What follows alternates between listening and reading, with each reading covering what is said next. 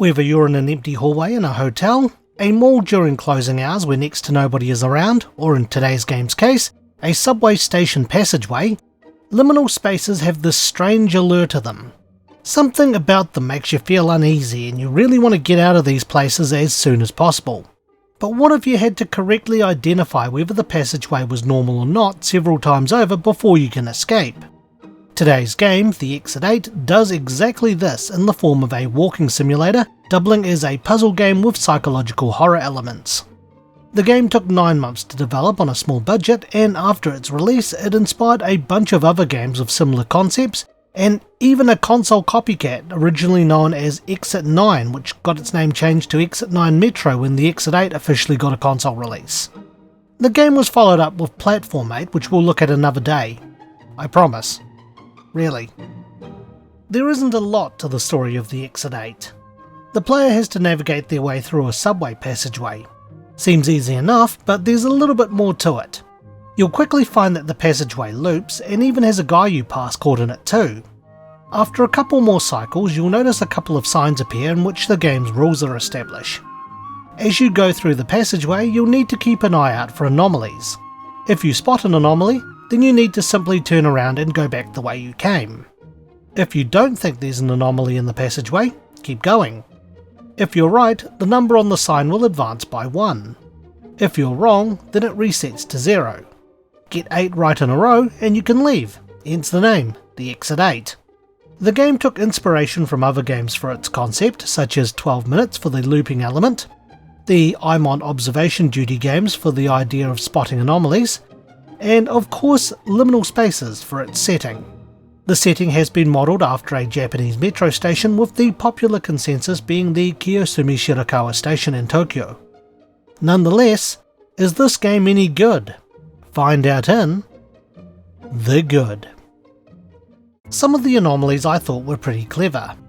There are some very obvious ones, but you also have some very subtle ones that you might not even realise were there until you go around the corner and find yourself back at Exit 0.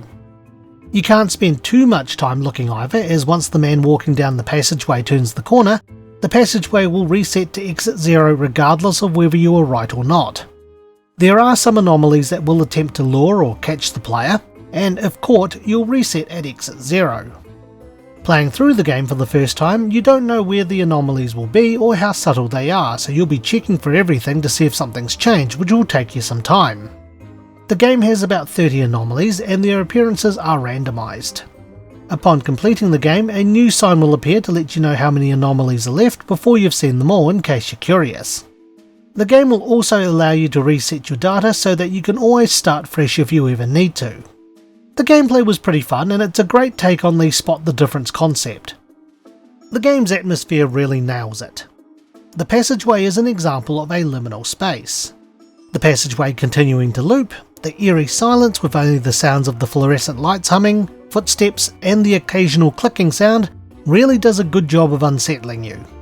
Combined with some of the anomalies, it can really mess with you since you've started to normalise how things should go in the passageway, and so any audio or visual anomalies will immediately start making you feel uncomfortable and paranoid, which I enjoyed. The game did an excellent job with its setting and presentation to build on that atmosphere, and it's probably the strongest element the game has going for it. However, the game does have its downside, and we're going to look at that in The Bad. Unfortunately, the game suffers in its replayability. Once you know exactly what you're looking out for and where to find them, or if you're incredibly lucky, you can breeze through and finish the game in minutes. While there isn't a lot else you can do about this without updating the game to add in new anomalies, which is unlikely to happen, the appeal of the game and the psychological horror element dries up once you've beaten it and seen all the anomalies. In all honesty though, the game is pretty bite-sized as it is and is priced reasonably, so I guess it can kinda get away with that. I don't think there's really anything else to complain about, so let's wrap things up with the opinion. As you've probably realised by how short this review is, the Exit 8 is a pretty fun bite-sized experience which can take anywhere from a few minutes to even an hour or more depending on how perceptive you are. The game does an excellent job with the liminal space setting and atmosphere, as well as the audio and visual cues to make a simple passageway in a subway station unsettling. I liked the concept of picking up on anomalies and ended up going down a rabbit hole playing similar games. Unfortunately for these types of games, replayability is its biggest fault, especially once you know what the anomalies are and where to find them, which also takes away from the unsettling nature of the game. Thankfully, this game isn't really expensive, so if you want something quick to play just to fill in time, or if you like the whole spot the difference concept in a video game, then this game will definitely be something you might want to mess around with without breaking the bank. Who knows, maybe you might give some of those games that inspired the Exit 8 or were inspired by it a try. There's a lot more than what I've shown here, but you might start to enjoy seeing how good, creative, or jank these games can be. So with that, it's time for my rating. I would give the Exit 8 this happy passerby out of 10. Thanks for watching and stay tuned for the next Infinite Backlog review. If you enjoyed today's review, feel free to check out some of our other videos and subscribe for more.